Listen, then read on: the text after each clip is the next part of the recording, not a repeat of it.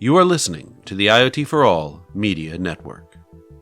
Hello, everyone, and welcome to another episode of the IoT For All Podcast, the number one resource and publication for IoT. If you are watching this video on YouTube, we would really appreciate it if you would give this video a like and subscribe to our channel. If you are listening to this on a podcast directory somewhere, please feel free to subscribe so you get the latest episodes as soon as they become available. On today's episode, we have Matt Johnson, the president and CEO of Silicon Labs. They are a leader in secure, intelligent wireless technologies, helping build a more connected world. If you're familiar with IoT for All at all, Silicon Labs is a very frequent contributor and member of our community.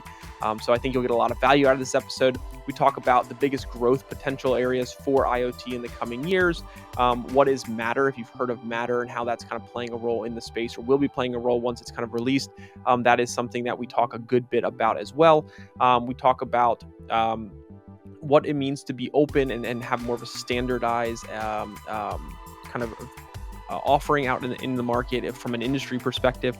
We also talk about the security elements of IoT, and we then break down kind of the market being very competitive, and how we see people, or I guess companies, growing to all being adopters of IoT, and kind of how that works, how we see that evolving, and where that's kind of coming from. Very good episode. I think you'll get a lot of value out of this one, particularly when we start off talking a little bit more about use cases in the home. So a lot of you who consumers of smart homes, I think you'll find a lot of entertainment and enjoyment out of learning more about the smart home space, which then ties into that Matter discussion, which I mentioned a second ago. So please, I really think you'll find a lot of value to this episode, and I hope you enjoyed this episode. But before we get into that, if any of you out there are looking to enter the fast-growing and profitable IoT market, but don't know where to start, check out our sponsor, Leverage. Leverage's IoT solutions development platform provides everything you need to create turnkey IoT products that you can white label and resell under your own brand. To learn more, go to iotchangeseverything.com. That's iotchangeseverything.com. And without further ado, please enjoy this episode of the IoT For All podcast. Welcome, Matt, to the IoT For All podcast. Thanks for being here this week. Thanks, Ryan. I'm excited to be here and looking forward to talking about this. Absolutely. Yeah, I've been very excited about this episode ever since we got it scheduled. So I'm glad you're here. And I'd love it if you could just kick this off by giving a quick introduction about yourself to our audience. Oh, sure. My name's Matt Johnson. I'm the president and CEO here at Silicon Labs. And I have been in this role now since the start of the year. And prior to that, I ran our IoT business for years at Silicon Labs. Tell us a little bit more about Silicon Labs as a whole. So you were running the IoT side. Now you're kind of overseeing all of it.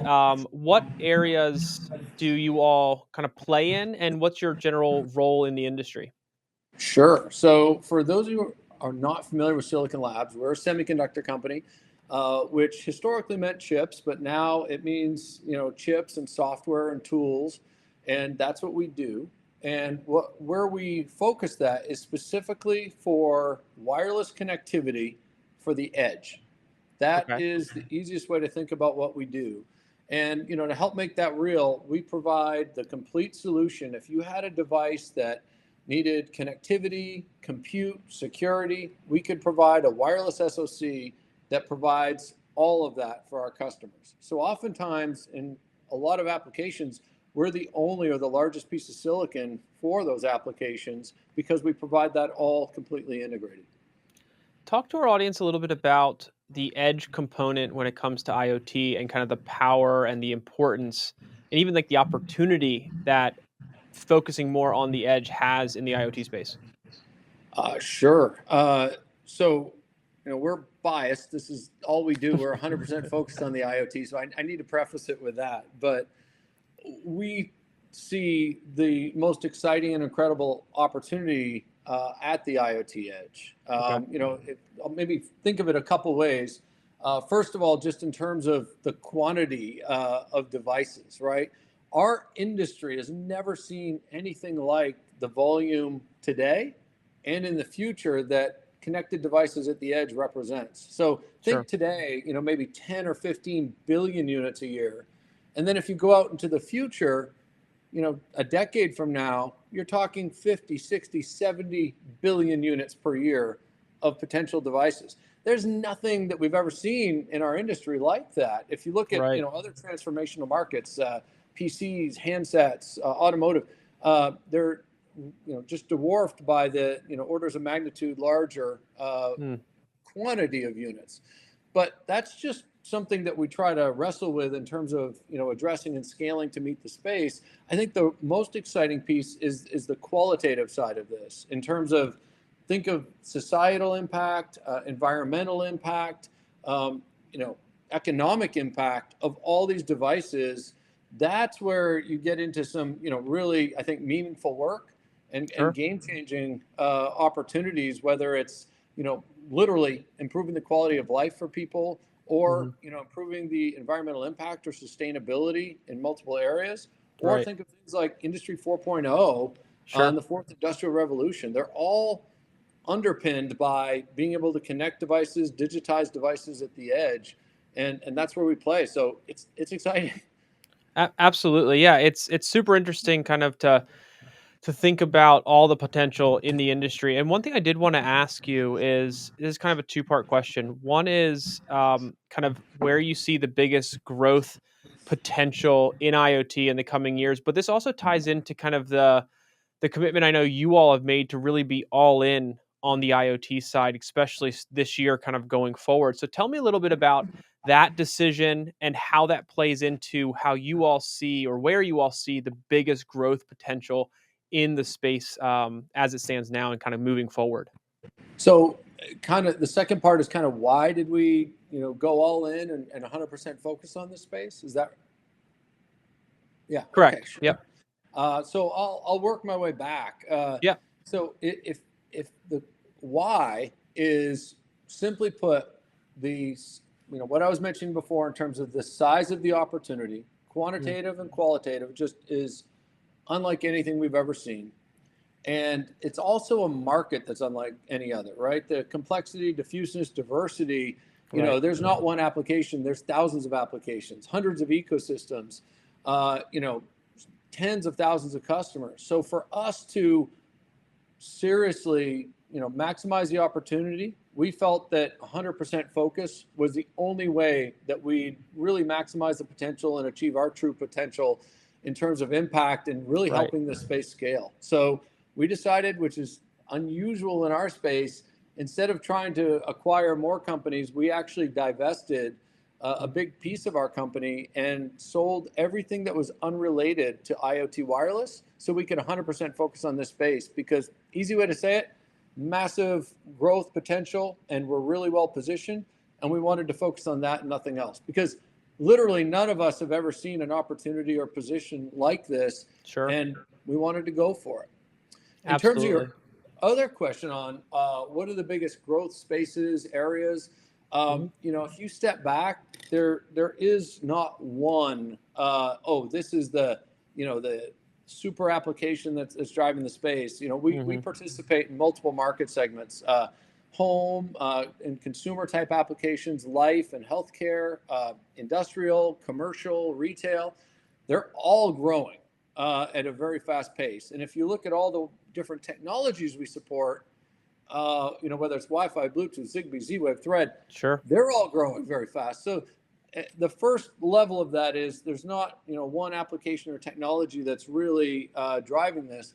I think what we are getting to, though, is a time, a place, and a market where the technology has, let's just call it, reached a maturity that allows for easier adoption and scalability of the industry, which is allowing people to implement and develop faster. And we're finding what I'd call, really meaningful use cases and benefits of adoption of the technology that are accelerating adoption. So, easy examples just to make it real. Think of healthcare.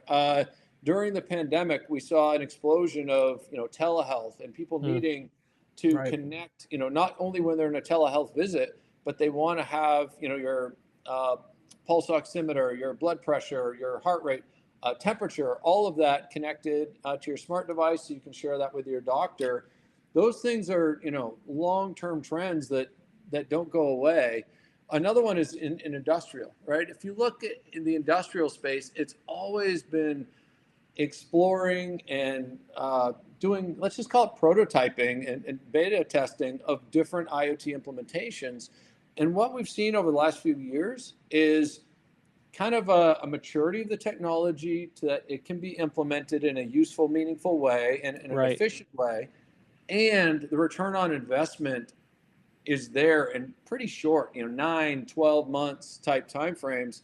So that is driving explosive adoption and growth as well, because, the returns are good, it pays back, and companies not only want that return, but they also want to make sure that they remain competitive as others in the industry are adopting these technologies. So those are just a couple examples where, we see that really explosive growth. So I wouldn't say it's Sure. one thing, but if you wanted to get to, big top level, the technology and the ease of use and the use cases and benefits are really starting to hit a, let's just call it, tipping point that is causing this acceleration.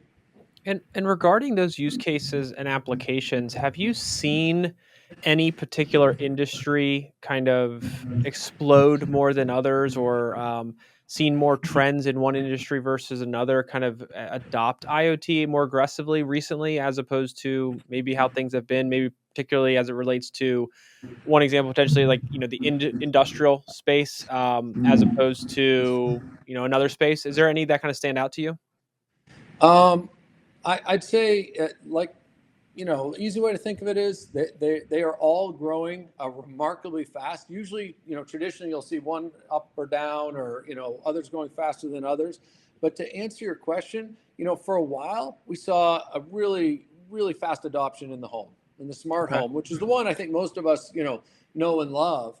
And that continues. Hmm. But I'd say, if you look at commercial, you definitely see a lot more. Think of smart cities, Right, or right. in retail.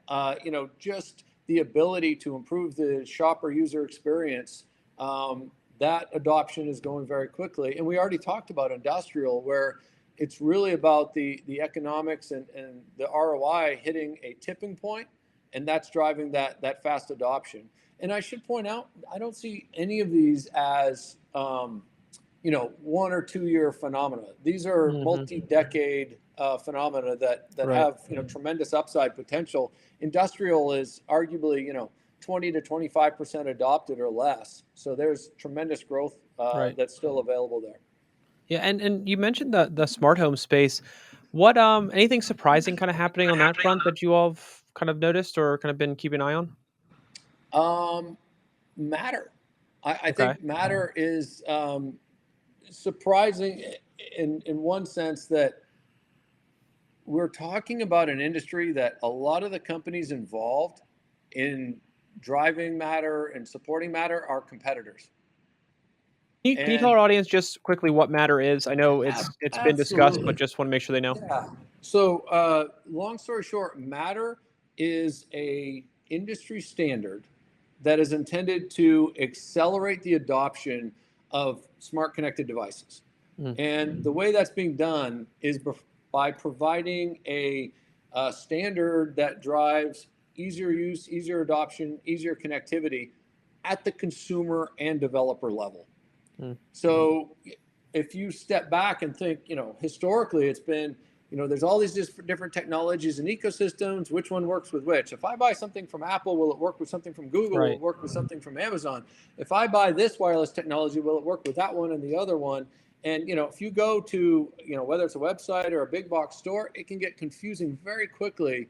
Or Sure. as a developer trying to accommodate all this, Matter is the industry getting aligned that everyone can't be going at it on their own. It Hmm. needs to be a consolidated, orchestrated effort if we're going to provide that experience and that improvement for developers and consumers to allow them to use these technologies quickly, easier, and with more confidence.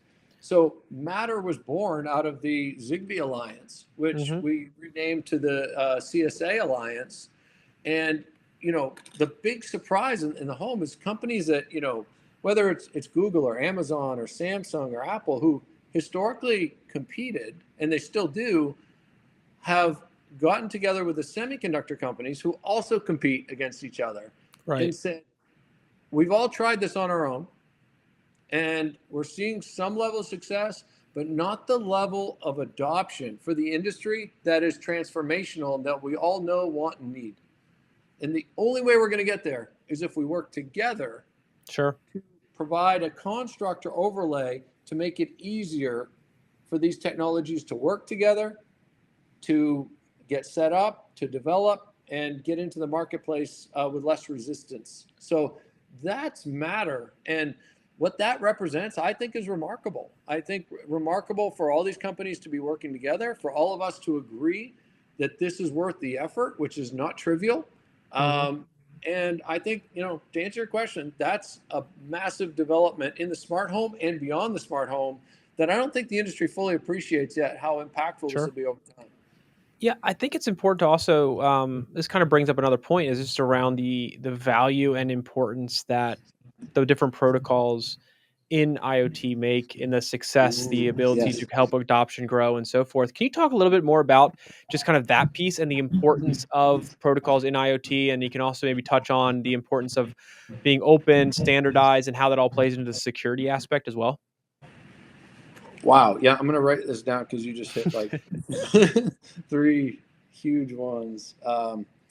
So yeah, just stepping back for, if anyone's not familiar, it is shocking how many, let's call it, different ecosystems of connectivity there are out there and different wireless technologies there are out there. And most of these wireless technologies do not work together, right? So easy ways to think about it. Zigbee doesn't work with Z-Wave, doesn't work with Bluetooth, doesn't work with Wi-Fi, yet they all exist for a reason, right? They all have their, just to be blunt, pros and cons, and they all bring a value towards making the IoT successful.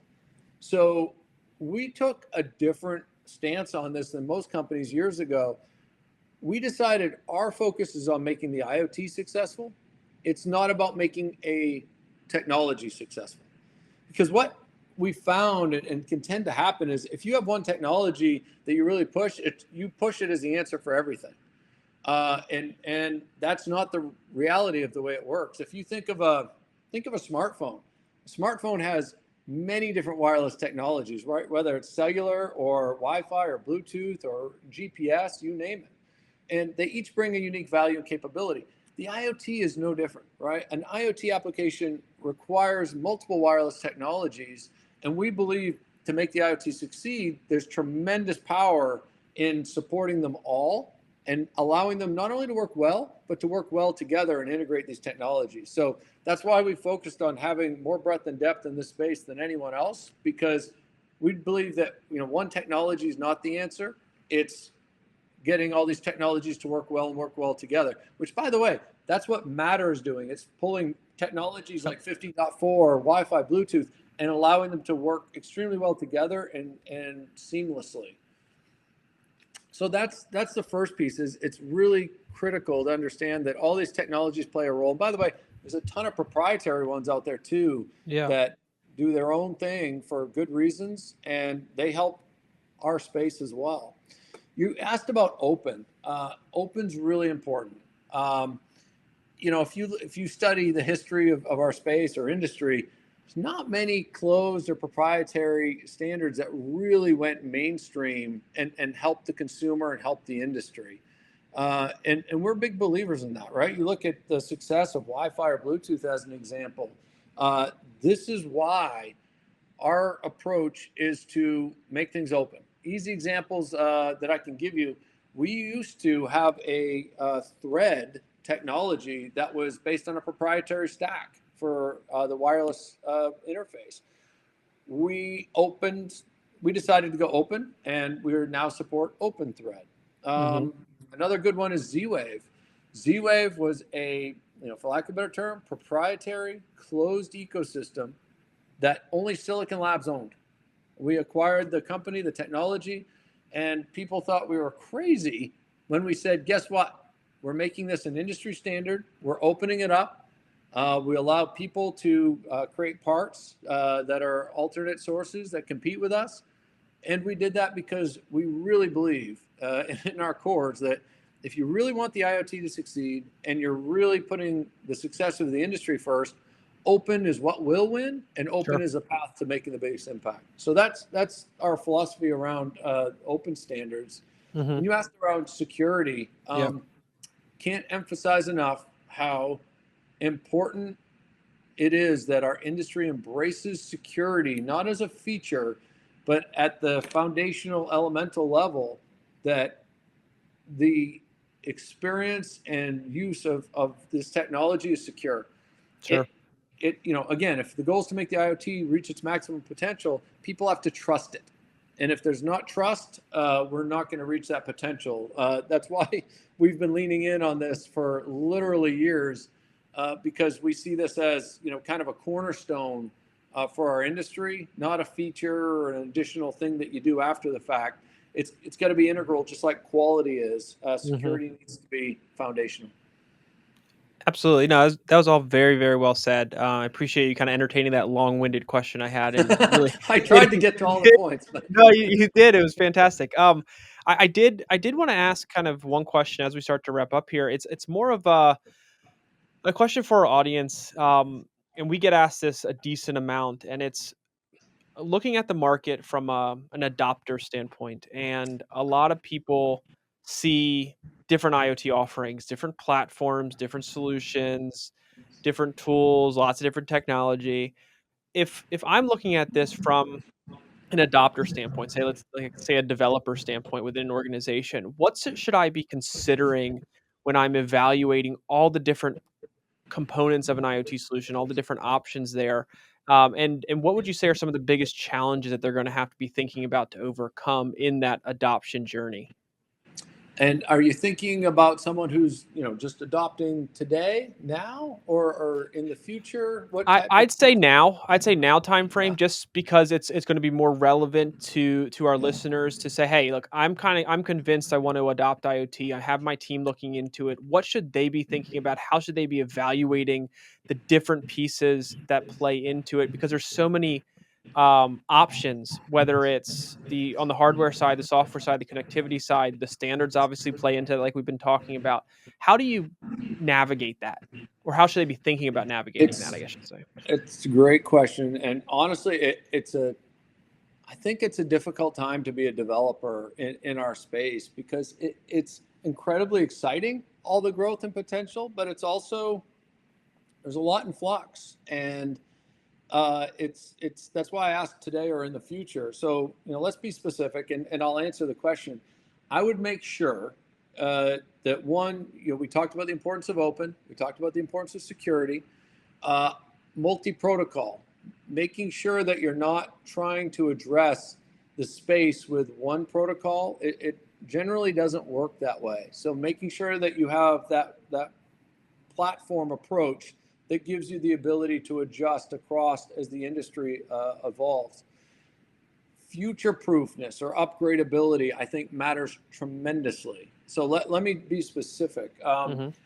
If you're a developer in consumer, odds are you want to support Matter, Sure. and odds are you want to support Sidewalk from Amazon. Right. However, neither is available as a final solution today. So what do, right? And that's, I think, a very important way to think of it. What we want to provide is a solution that gives a platform for our customers to navigate this and be future proof. And specifically, as Matter works to be finalized and rolled Mm-hmm. out, they have confidence their solution is going to work within that Right. and be backward compatible with Right. Zigbee and Z-Wave. We're not trying to deprecate all the existing base out there. That'll ruin the experience of the industry. Sure. We want to make sure that whatever you pick going forward also works with what is already out there. Mm-hmm. And you need to make sure you have that flexibility to support standards like Sidewalk as they evolve. And you Mm-hmm. need that ability to make sure your security updates and evolves as you go. So, if you were trying to summarize it in a nutshell, think of platform approach, not point solution, to give you flexibility to navigate the future. And then think about all the upgradability and adaptability you want to have across open standards, multiple protocols, being able to support different ecosystems like Matter and Sidewalk, and the upgradability. So it's really platform approach and future proofness is the way I would think about it, because I think that gives you the best ability to not only navigate this space as it keeps growing and evolving, but it also gives you the tools to adapt and give your end customers the best experience possible and be as competitive as possible. So Very hopefully well. that helps. Yeah. No, absolutely does. I think it's a very interesting conversation in general. Just Yeah. any at whatever stage you're in the adoption journey, there's always lots of choices, and being able to kind of read between or decipher between the different types of connectivity, hardware, platform, everything that kind of comes with an IoT solution. The nice thing I think people need to keep in mind is that having choices allows you to get to more of a perfect fit for your end solution at the end of the day. It's just working with an organization or doing the research to make the right informed decision so that you pick the components that are necessary to solve your problem. And the more they understand, the better. And I think that kind of Yes. comes with working with organizations who really know their stuff, which does tie into kind of my final question here is as we think about Silicon Labs and the focus you all have now put on going all in IoT, what does that next kind of era look like for you all being more solely focused on IoT wireless and kind of this world as opposed to kind of spreading yourselves across? So yeah, it's exciting. So maybe the easiest way to answer that is break it into different audiences, starting with our employees, who are our most important. I think it's a really exciting time for our employees because they see the impact of what they're doing and they see the success of all their hard work, and that's awesome. That's exciting. So being able to see the impact and see that they're making a difference is huge. And I think that 100% focus and momentum we have right now is huge for them. For our customers, I think it manifests itself as, someone you can trust that isn't doing this as a sideshow, isn't trying to take other technology and push it in there. They might not stay the course in this space. We've been in this space for literally 15 years now, and this is all we do now. So, a quick story to help make that real.